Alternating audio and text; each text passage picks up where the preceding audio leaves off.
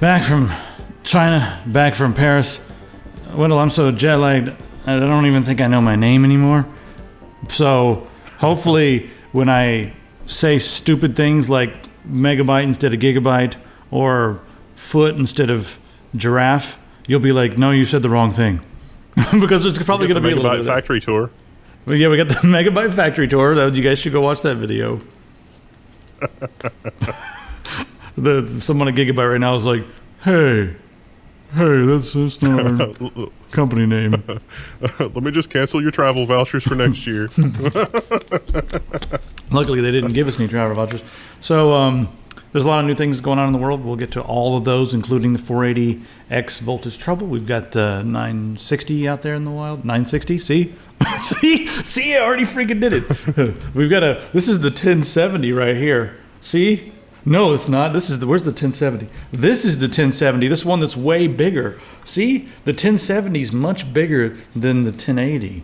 And that's because the 1070, I don't have any reasons. No, that Zotac 1070 is bigger than most modern computers. Reasons. Yes, it's because reasons.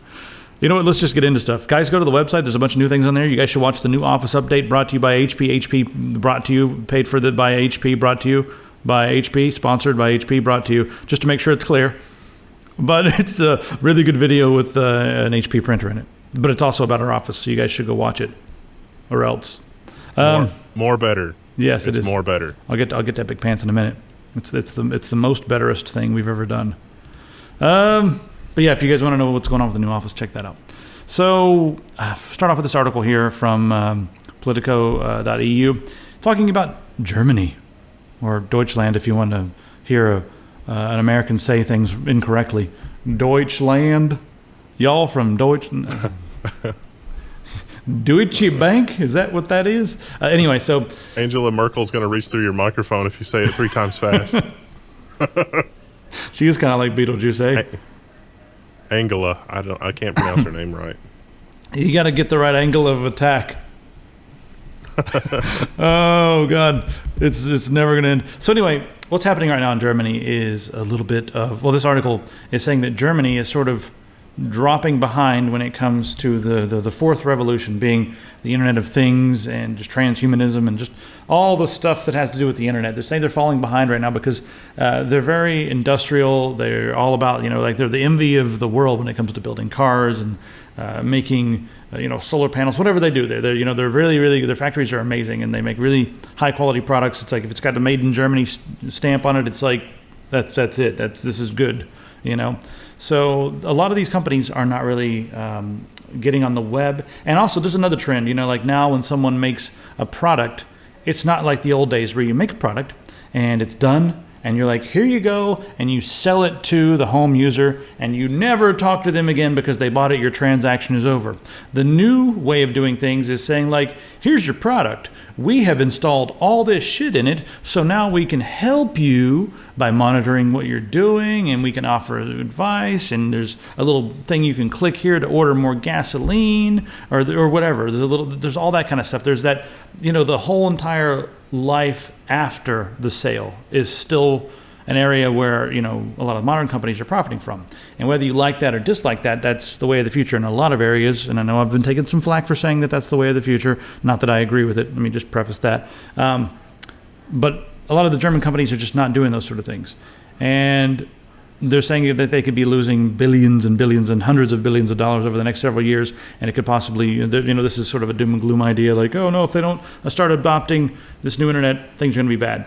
But I want to know what it's like for people who live over there in Germany, because I know the infrastructure is not the best in Europe, and Angela Merkel's trying to encourage all these companies to be more, be more into the IT thing, be more into internet, be more into all this stuff. Well, why don't you fix your infrastructure first, and why don't you also improve the way, some of your laws regarding the internet? Why don't you look at net neutrality? Why don't you look at, look at not doing internet fast lanes and all that kind of stuff? Because I know that's something that Angela Merkel said she was for. So maybe start there by giving them the infrastructure that they need. Because if the infrastructure is in place, let's look at something like, again, Chattanooga, Tennessee, very unlikely candidate. It's a lot of people think Tennessee and they think, like Kentucky banjos and stuff.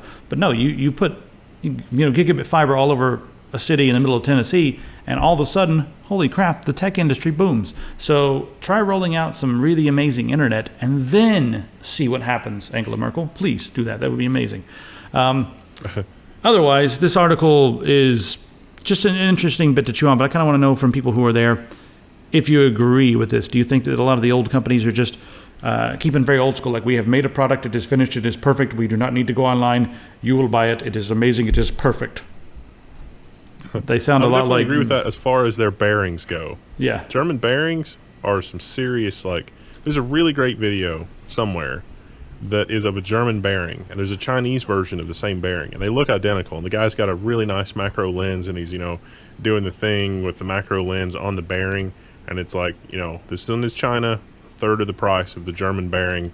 It looks identical, and you're playing with it, and it's like, wow, how is Germany going to compete with this? Where's this guy going?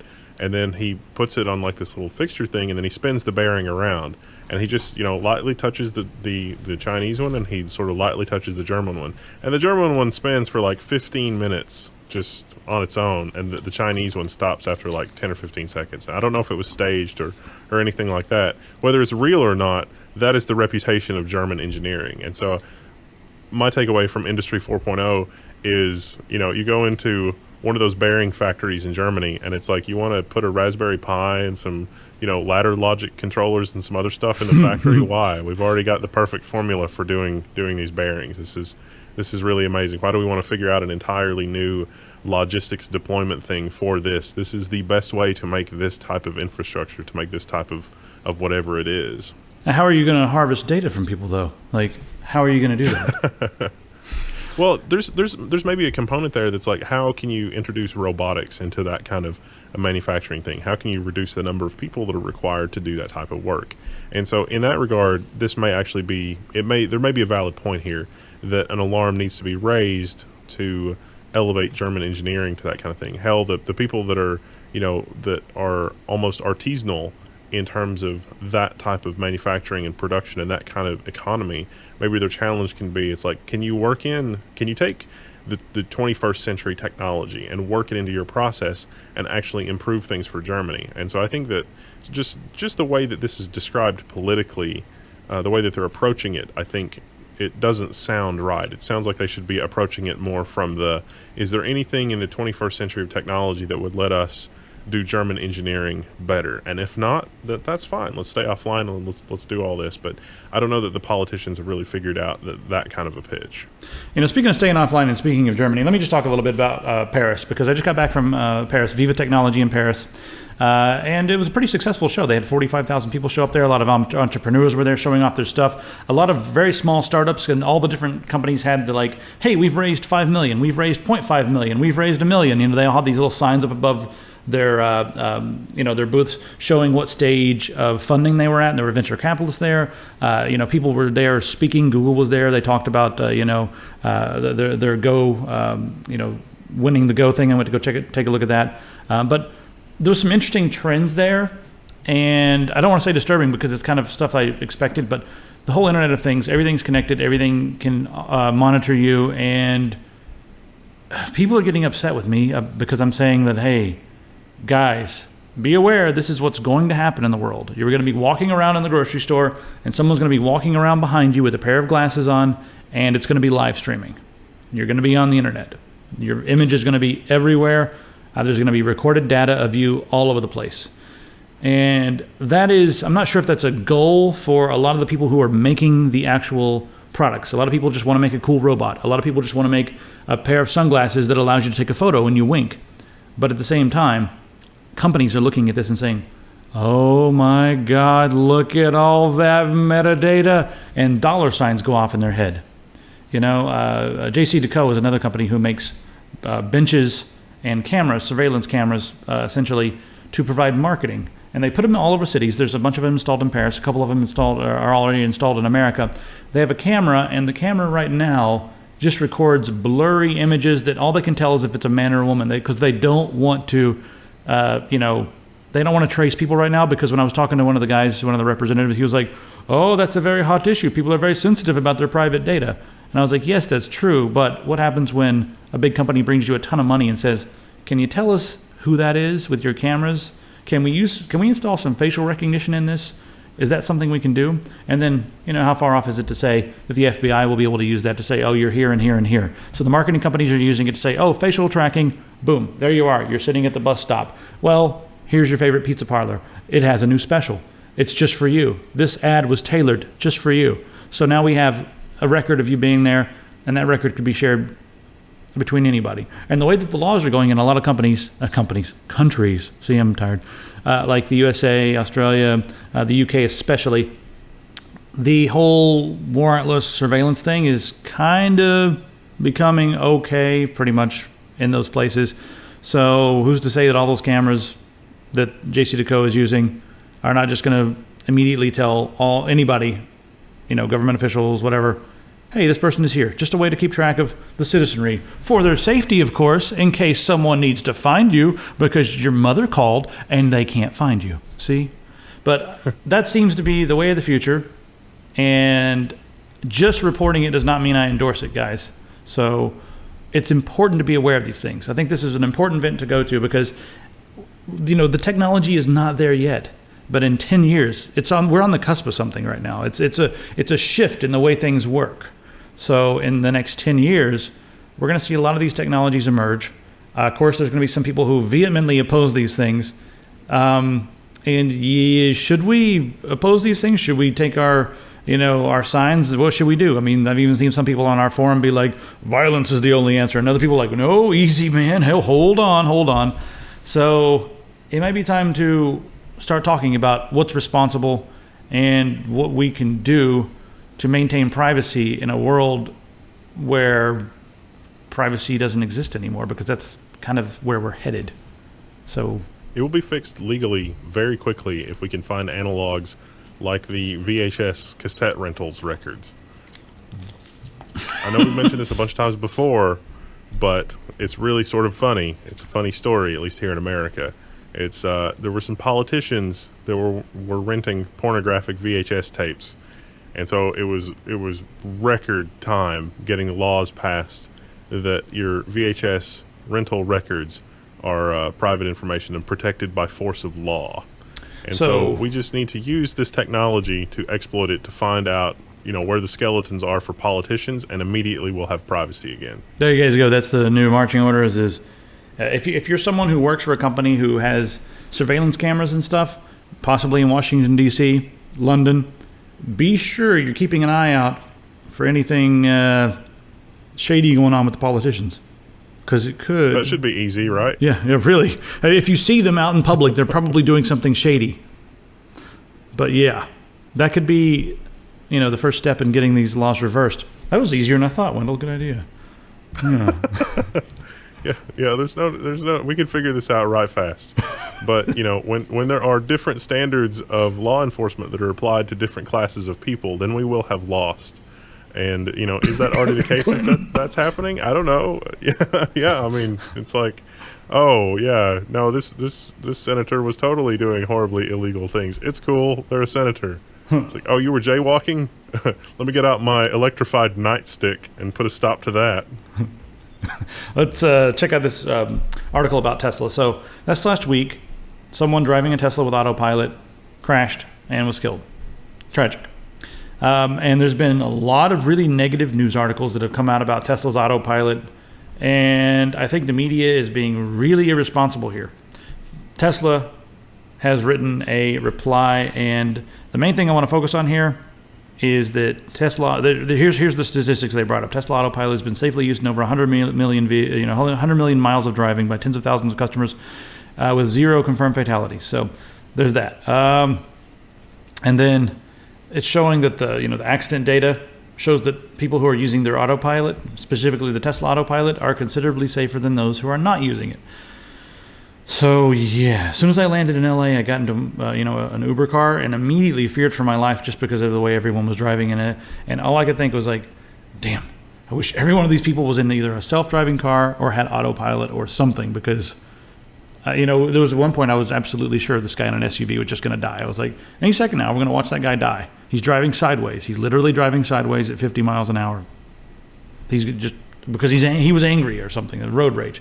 Autopilot and self-driving cars, they won't do that. So the media, you guys are not helping, because we need that, and we need regulators and everything else to help move us into the future in this regard.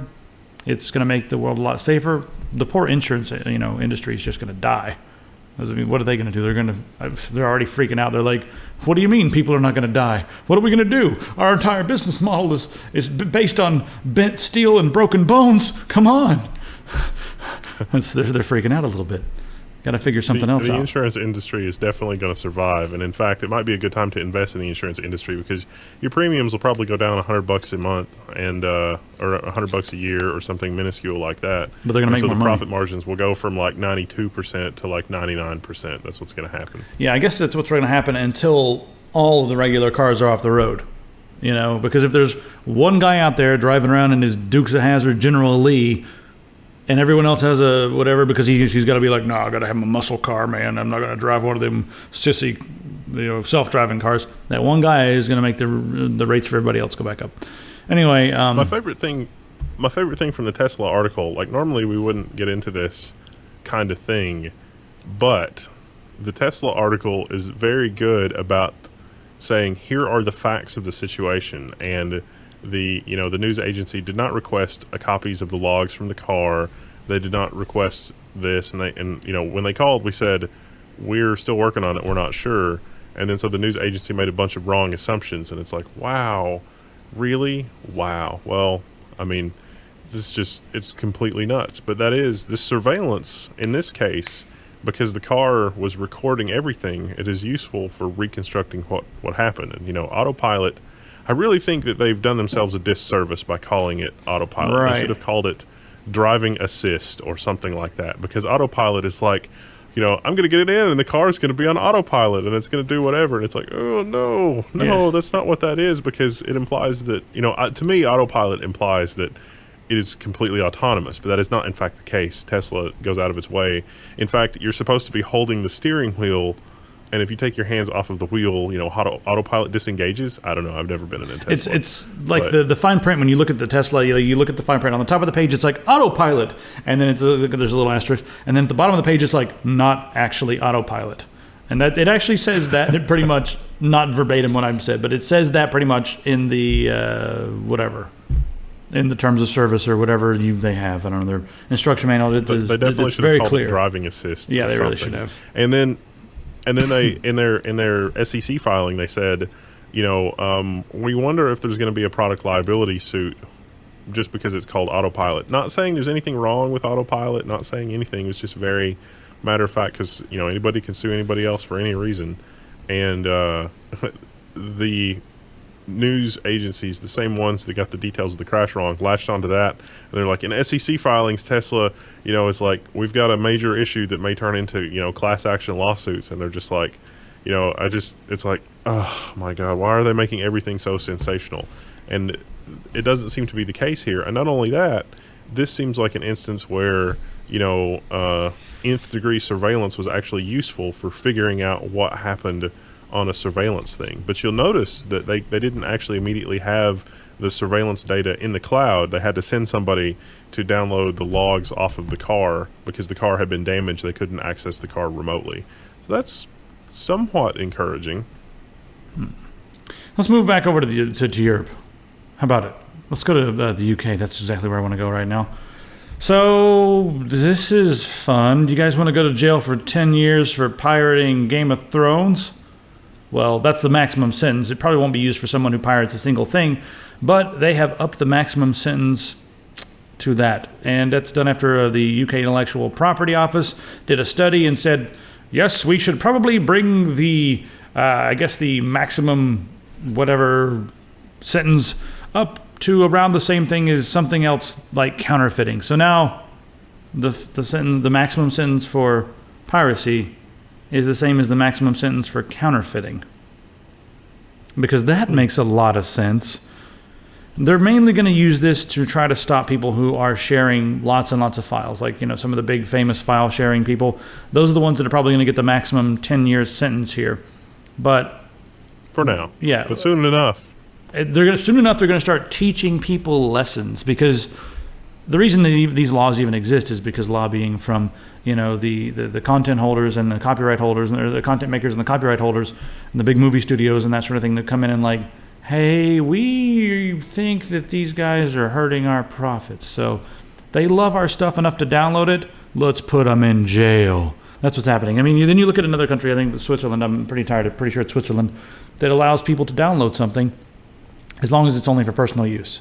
Because they did a study, they got their own freaking study in the mountains of Switzerland, and they have determined that someone at home downloading one copy for their own private use does not actually damage the big studios. They're like, nope, doesn't hurt you. Doesn't hurt your bottom line. In fact, it may actually end up making you money because they're going to download it. They're going to become a fan of it. And then they're going to buy your t-shirts and your mugs. And maybe they're going to buy the next season. They're going to buy it on DVD, something like that. You know what I mean? It's all going to balance out in the long run. And I'm not like saying that go out there and pirate everything. I'm not like a yo-ho pirate. I'm just saying that these studies are inherently flawed and they're putting people in prison for doing something that's very natural. And that's enjoying culture and sharing. There needs to be other options. And a lot of times the people that download these things are downloading them because they can't get them due to some ridiculous, digital copyright rights management that says like, okay, this movie is available in the USA. It's available in Slovakia. Is that even a place anymore? Slovenia, how about that? It's available in Slovenia and Kazakhstan. I don't even know if I'm saying that right. But it's not available in the UK. I'm sorry, very, very sorry. Because we've decided that we want it to be available in those 7 markets because I don't know why. And so then you're like, damn it, I can't even watch it on Netflix. I can't even watch it through the pay-per-view or whatever the hell. Well, it's on this torrent website. 10 years in jail. So the UK is a mess right now. It really is. It's like, oh my gosh, you've got a ridiculous MP3 collection. 10 years in jail. Yeah. Per instance. And abused. and abused some more. And it may not be too late to stop it because this is a bill, I guess. Maybe this has not been passed. I think it's expected to pass. But, if you're in the UK, I guess you should find out about this and see if you can stop this. Interestingly, this also points out that both counterfeiting and piracy carried a maximum sentence of 2 years. But following industry calls, the counterfeiting sentences were increased in 2002. And so now they're saying, well, we should increase it for piracy as well. And it's like, I don't know if I agree with that. Makes perfect sense. By the way, people over in the UK, London in particular, I may be over there next month from the 9th to the 12th. So prepare yourselves. And I know you guys don't have a lot of IPA, but if someone can tell me where I can find an IPA south of London, I'd be grateful. All right, maybe I'll see you guys there. All right, check out Epic Pants. The shirt of the month, doing quite well. This one's actually selling better than I thought it was going to sell. I was like, well, this is a dumb idea, Logan Tech Tips. I don't even know what it is. I just made it up myself. Never heard of it before. Not spoofing anyone on the internet. Especially not spoofing any YouTube channels that just made a transparency video about where all their money comes from. Not spoofing that channel at all, not even a little. I wouldn't. Good friends with all those guys, I thought you were talking about the channel that streamed their password accidentally. I don't even know about that. They didn't actually stream their password accidentally. It was a hacker. That's what I heard. There was no stream at all. And there's actually not video proof on the internet. There's no video proof on YouTube about Twitch fails. That video does not exist. So we got some other new things here, like our AOE. That's if you're a Dvorak gamer. If you like Dvorak, you should buy this because I have decided that you should buy it. Sorry, guys, we don't have any mice right now. What about the mason jars? Do we still have mason jars? Because I still can't get over. If you haven't seen the Corsair video, you should really go watch the Corsair episode of the tech. Because mason jars, and that's all I'm going to say. Yes, and it happened live while we were there. Now you have to go watch it. The mouse pads are there. There's all kinds of stuff. The hats that are pretty much just like hats. Oh my God, we're sold out of the Zweihander mouse pads. I got to fix that. Whoops. Oh, it's the hats are not working out for us quite as well as Gaben, but by God, we're giving it a shot. So yeah, there's a lot of cool stuff on here, guys. Just go over there and check it out. It's what keeps us making content. One thing I wanted to mention, you saw Linus's transparency video. Jennifer put together some material, and I believe we could probably make a transparency video too if you guys care about that kind of thing. We could show you guys where all the money is, coming from and where it all goes and how we use it and all that sort of thing. But the thing that's like keeps us alive is the store. And, I like to think that we've created items that you guys like and are nice and good quality. So, we're not creating like some crappy shirts that are going to fall apart and stuff like that. So enjoy the stuff. And it just viewer support. Yeah. It's all about you guys, man. Viewer support really keeps us alive. So thanks very much. You guys are awesome. Hey, Hillary. I really feel like we need to talk about Hillary's emails because there's just nobody on the planet talking about Hillary's emails. Like, not one person. This is a different angle here. We'll give you a reprieve from all of the other. So for those of you that have been living under a rock, Hillary Clinton, one of the presidential candidates here in the U.S., was running her own private email server when she worked for the State Department, and that email server was handling some classified material. And, there was this big thing about whether or not she was going to be brought up on criminal charges for doing this because, hey, when we've talked about the NSA and other coverage, it's like, those guys that worked for the NSA that were writing a book using declassified and publicly available information had their houses raided largely because the subject matter that they were talking about was uncomfortable for administration officials, went so far as to try to retroactively classify some materials that they got from raiding their house, did a SWAT team gunpoint raid. Those guys, which actually handled classified material correctly and were exonerated by a court, the Department of Justice dropped the case at the last second when it was actually going to go to trial because they didn't have a case. Those guys had to fight tooth and nail. Meanwhile, Clinton was just interviewed by the FBI, and they said, we're not going to press charges. That's sort of the short version of what happened. Yeah, but they did not deny that there were secret stuff that was happening. They didn't deny any of that stuff. They were like, well, we think it's okay. I mean, they didn't really come out and say, that she did. They didn't come out and say that she did things correctly. But they were just like, I recommend no charges. It's fine. But hey, if Jennifer Petraeus wants to have an affair using Gmail, he's done. Because we didn't like him. And we're also going to abreast those whistleblower NSA guys. Those guys need to go down. They need to shut up. They need to be quiet. They need to toe the line. We're gonna raid their house at gunpoint and point MP5s at their family and stuff. But Clinton, no, it's not. The double standard really is amazing. But let's read between the lines from this. Yeah. Yeah, the takeaway from this is really interesting because they're saying, if the Clinton systems were not actually hacked, and if you recall, there was a guy from Romania that was extradited apparently for hacking Clinton's email, and so in this same press conference, the FBI director said that no, that guy was lying. He said he's lying. He didn't really hack the email servers, and it's like that's really interesting. And so this article talks a little bit about how if she was traveling with her BlackBerry in China or Russia. And she was using it, that they probably were able to co-opt the BlackBerry and do stuff with it. And this is really important because if you have been paying attention to how this stuff works, you'll know that BlackBerry is one of the companies that turned over access to their private key. They've got an ecosystem, an encryption system set up very similar to Apple's that we've covered in the past. Apple was fighting the FBI tooth and nail.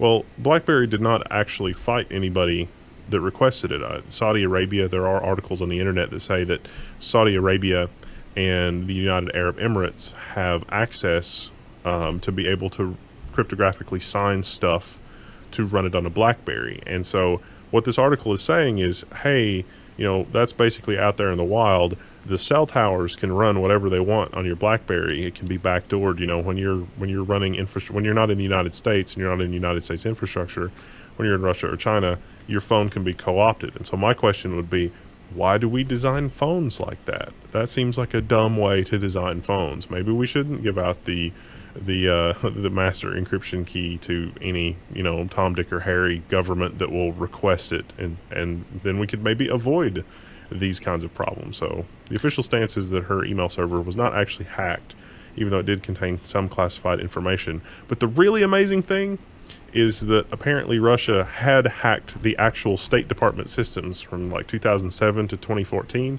and they were just in there perusing around. And so the criminal charges against Clinton really don't matter because the Russians were already in the State Department system. And so if they had classified stuff in her State Department email, the Russians already had it. And if they got it from, somewhere else, well, they would, no matter which way you cut the cheese, they would have had access to whatever was at the State Department. So I think that's going to be interesting.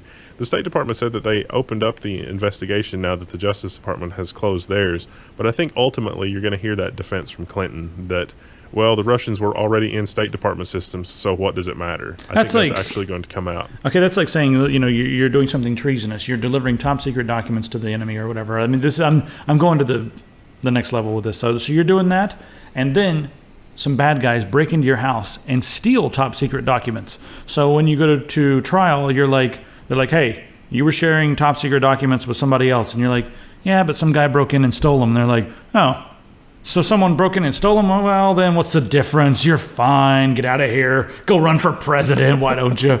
I mean, seriously. Now when you put it that way. But this is a real world, like, you and I, we are, we are so low on that totem pole that it is nuts. And Comey, the FBI director, went out of his way to say, hey, if you find yourself in a similar position, we're going to come down on you with the force of a 2-ton anvil. So don't think that you can, this is not, in a similar scenario, you would totally, I mean, he was basically saying, she's got privilege, you don't, deal with it.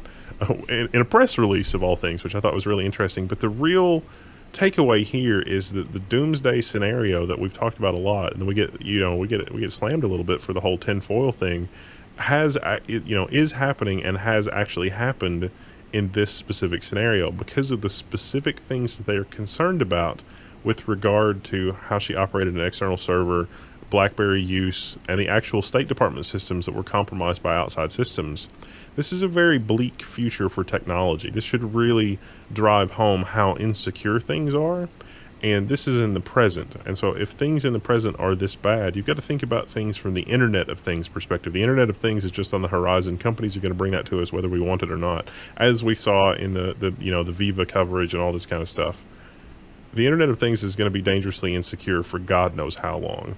And if the State Department can't secure their stuff, and if you have companies, like Research in Motion who make the BlackBerry willingly turning over their encryption keys, what hope is there? There's not. You'd have to run a completely open source trusted system in order to be able to have any kind of hope that your system would be reasonably secure. We will be bringing you guys some videos about the open source stuff as much as we can, and possibly even trying to find some hardware companies that are making good open source alternatives and bringing those to you. Laptops. Yeah. Now, this entire situation in regard to Hillary Clinton from now on shall be known as the Comey over. Let's move on here. Speaking of open source, and take a look at what Facebook is doing. Now, Facebook, they really want everyone in the world to have the internet, and they've been trying to do their internet initiative in India, but it's like of their own version of the internet that is by them and through them and benefiting them. And I mean, really, if you're online, it does benefit. It's kind of like Google. They benefit when people are online because they can serve them ads, and Facebook can serve them ads and harvest your data and all that sort of thing. So they're trying to roll out, internet to the I guess, was it 4 billion people in the world who just don't have internet. They want to roll it out everywhere with these little cell tellulars, but they're open cellular. That's their big announcement. So I'll let you go ahead and jump in with the implications on this. This is kind of interesting. Yeah, so this is, Facebook tried to offer free internet service in India, and there was danger that they would be become the gatekeepers of the internet. And so they're like, all right, maybe we can attack this problem from an infrastructure perspective, because Facebook is going to make more money regardless, the more people are actually on the internet. And so they're saying, well, the whole cellular carrier thing is a problem. And, in the US, we've had consolidation and consolidation and consolidation.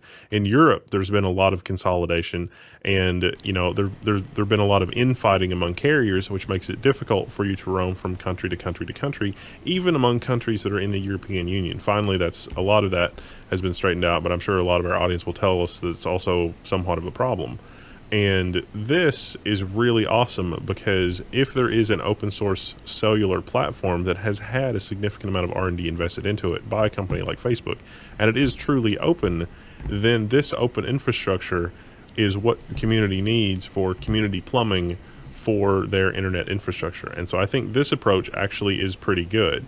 If Facebook is going to really open this up and really let people actually use it and provide not free hardware, like free as in gratis, but free and open and anybody can implement it, and this can be used to deploy wireless technologies and cellular technologies, sort of unbundling the carrier, then this might be the thing to bring good internet access to really rural areas and other areas where this type of thing is appropriate. Now, fiber optic, let me be clear, fiber optic is really the best situation. And in America, we should accept no substitute other than wired fiber optic infrastructure to every physical structure. I don't care if it's an outhouse. I don't care if it's a bucket in your yard. It should have a fiber optic connection.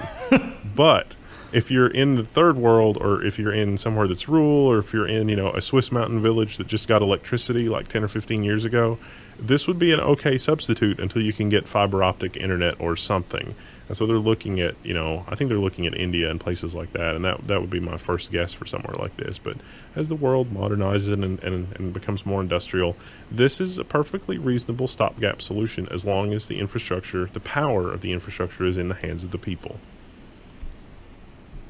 We must make this happen. Next article is hilarious.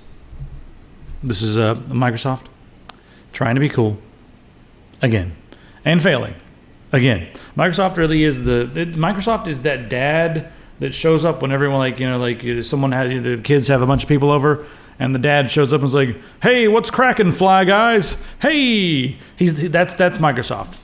Shows up and everyone's like, "Oh God, Dad, come on." He's like, "What are you guys doing? Checking out some bootylicious girls on the internets?" And you're like, "Dad, get out of here." And so this is a really funny email from a recruiter to an intern. They're looking to hire people, so they want to make everything really enticing. "We're throwing an exclusive party, an exclusive after party the night of the event at our San Francisco office, and you're invited. There will be hella noms, lots of drinks." What the hell is a drink? "The best beats." I can't even read the rest of this. Yammer beer pong. They oh God, hell yes to getting lit on a Monday night, and it's addressed to, "Hey Bay intern." Microsoft, I got a couple of memes here for you. Here's one. "Yo dog, heard you call your girlfriend Bay. Just thought you might want to know that Bay means shit in Danish. That's very important to remember." Where's the one of? I don't have the one of Samuel L. Jackson, but I had that one. Someone cue that up and throw it in the comments. Samuel L. Jackson, "Say Bay one more time. Do it. I double dog dare you to do it." My favorite thing about this kind of thing is that possibly we could, if this happens enough, the internet may actually become a better place filled with people that can actually tell the difference between your and you are and use it appropriately.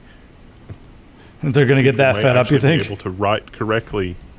People as a result of this, if people end up being able to write correctly and communicate effectively on the internet, this can only be a good thing. If, on the other hand, somebody that actually speaks like this or writes like this on a regular basis, please work on re-educating them. Yeah. We got some funny reactions here. I'm just going to move past this article quickly. But someone, I guess, is fed up with Google's stuff, so went to Google headquarters and was throwing Molotov cocktails at the Google Street View cars, and then he said he had planned on shooting into the Google windows, but he was caught. So yeah, it's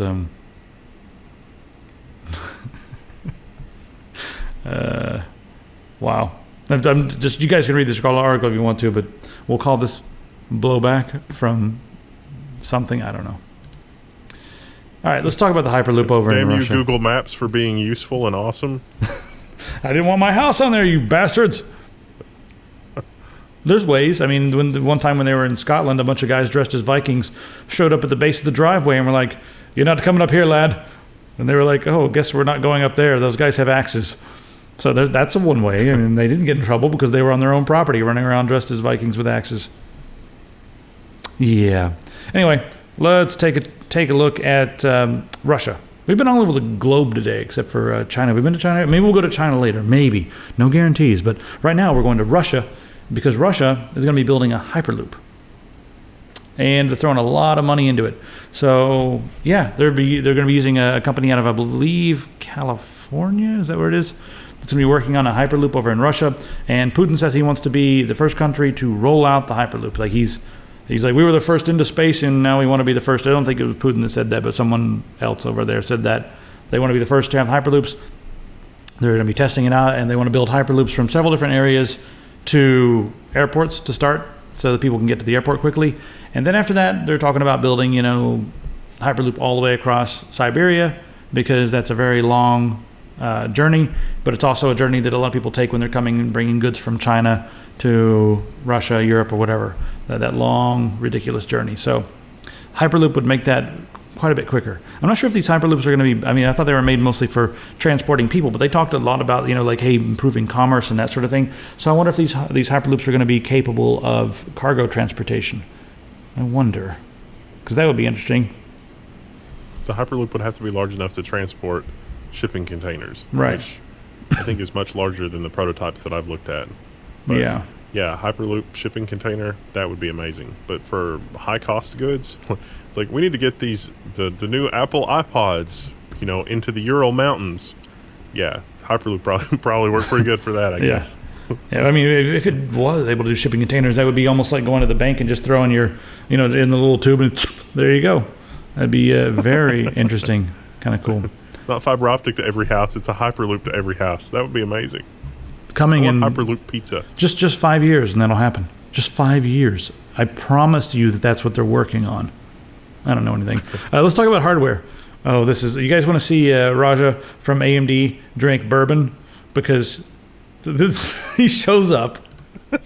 They're there to talk about the strange 480 issue where it was drawing too much power from the PCI Express slot. No. It was that was before the PCI issue. This was just right 480 launch. Oh, this is the launch. Okay, that's where it was. But he did another interview with him recently. But this one he's just drinking bourbon, and I thought it was kind of funny. Because he never had bourbon, and he shows up and he's like jet lagged, has had no sleep, and he's like, guys, I just flew a long way, and you realize this is my breakfast. And Ryan's like, it's Kentucky nutrition. That's the bourbon. Yeah, it's great. Bourbon for breakfast? We don't see anything wrong with that. Bourbon for breakfast is a totally reasonable thing. It's totally cool. It's fine. It's the Kentucky way. But yeah.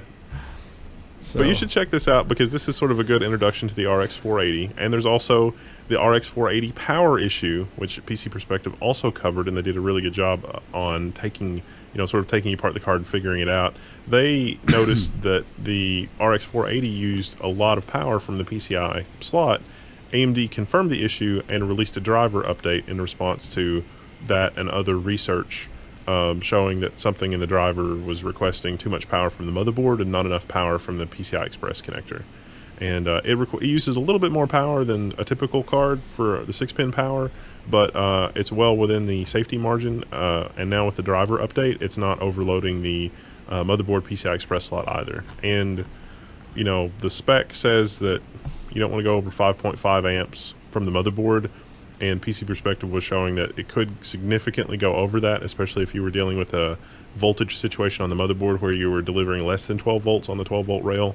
It had to request even more current through the PCI Express slot because of the voltage drop. And so it was really good coverage, and if you were sort of curious about that. But it has been fixed, and so it's like, oh, there's news! And then it's like, oh, AMD fixed it. It's like, oh, there's not as much news now. Damn it. But, go for the Raja Koduri drinking bourbon and stay for the RX 480 fix was the message there. It's like the entire internet got their torches and pitchforks, and they walk over there just as they're fixing everything, and they're like, hey, guys, you guys want some cake? Oh, sweet, you brought torches. It's getting dark. Put them over there and have some cake. And everyone's like, let's go home. I guess this is not going to be as much fun as I thought it was going to be. So, yeah, that's pretty much what happened. The other interesting bit of news on the RX 480 is that apparently they're selling more 4 gig cards than they anticipated.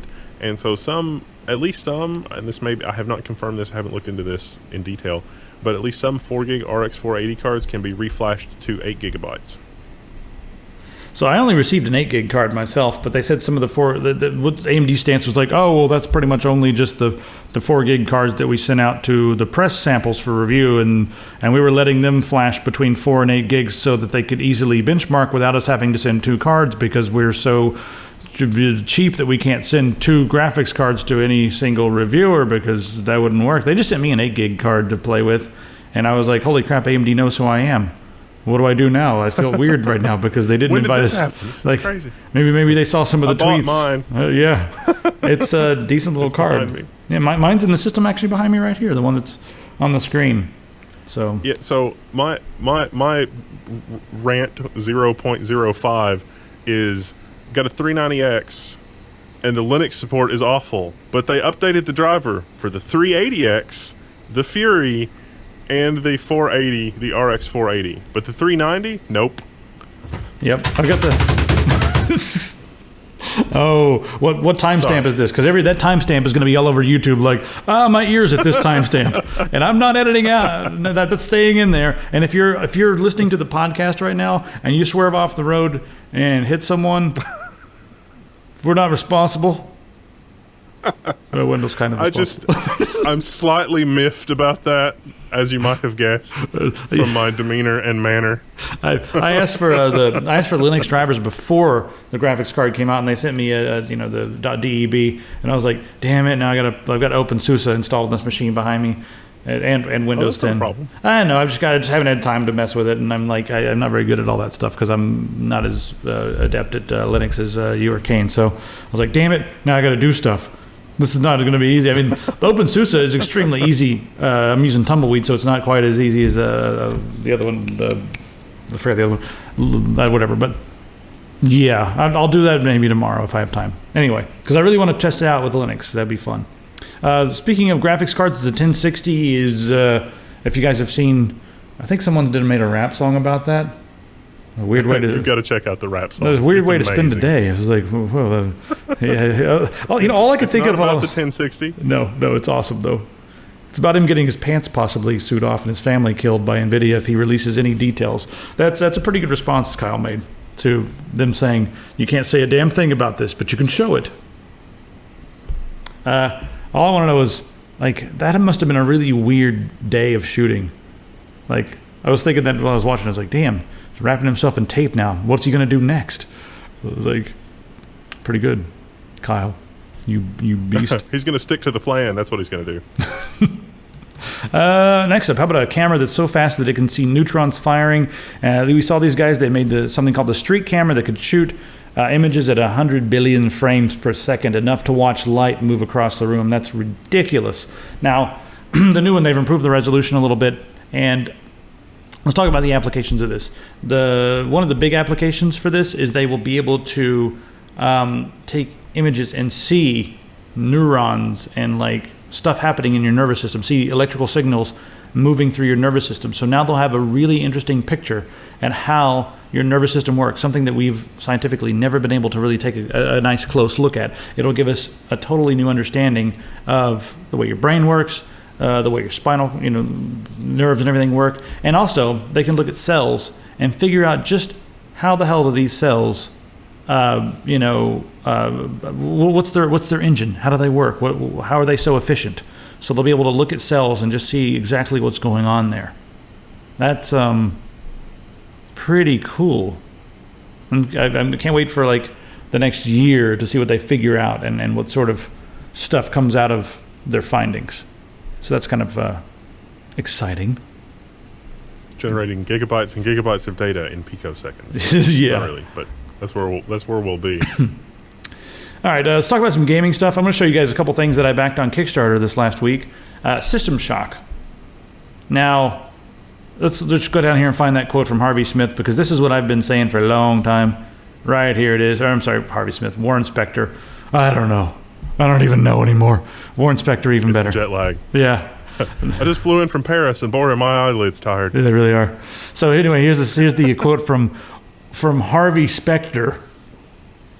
From Warren Spector. The announcement of System Shock update from Night Dive.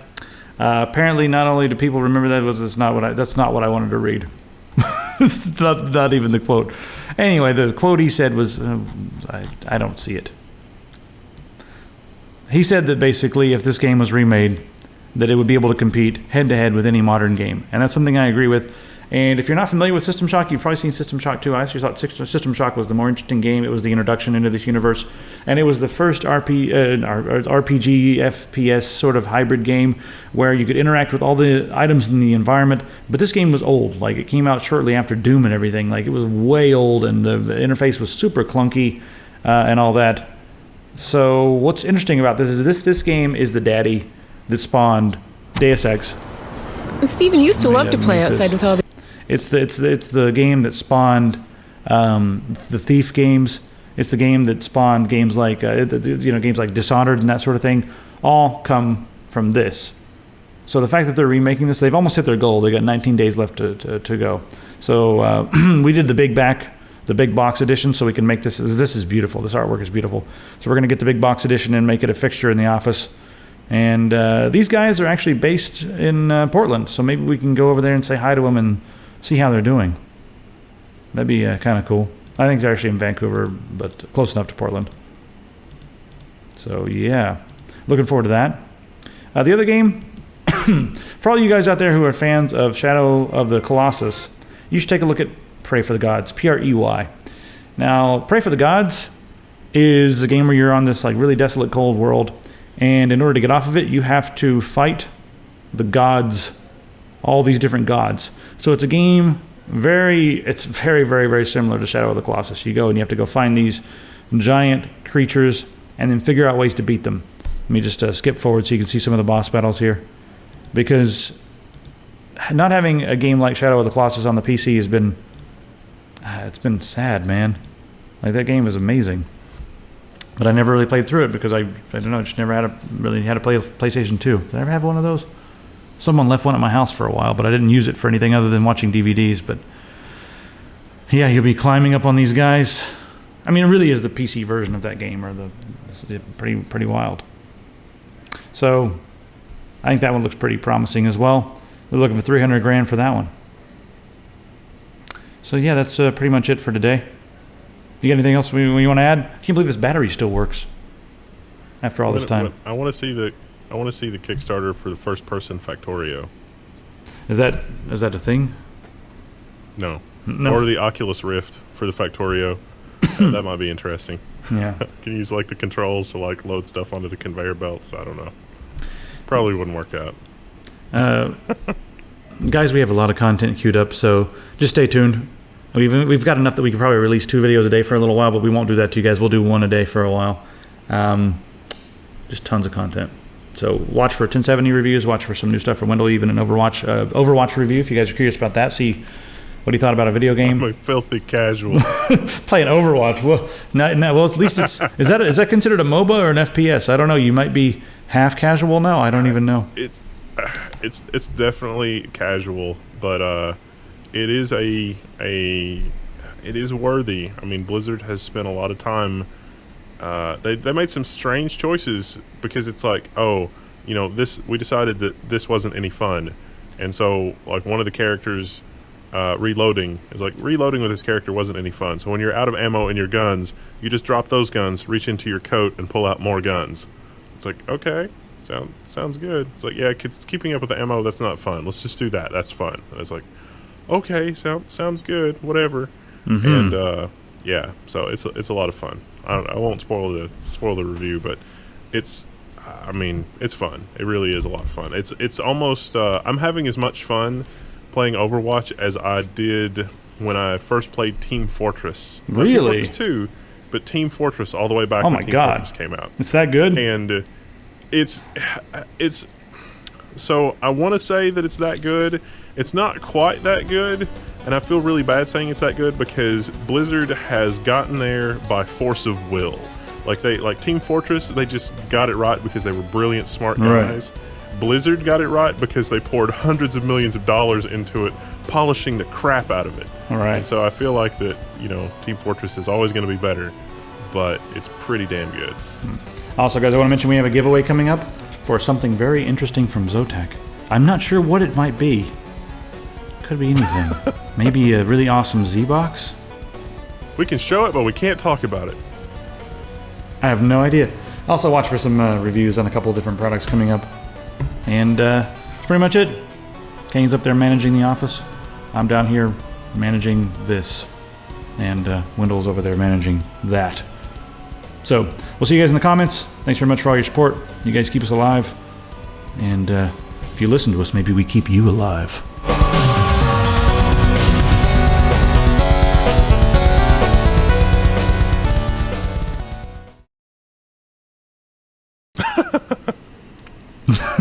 No one made it this far in the video. Oh, they didn't hear the joke. All right, I'm turning this off.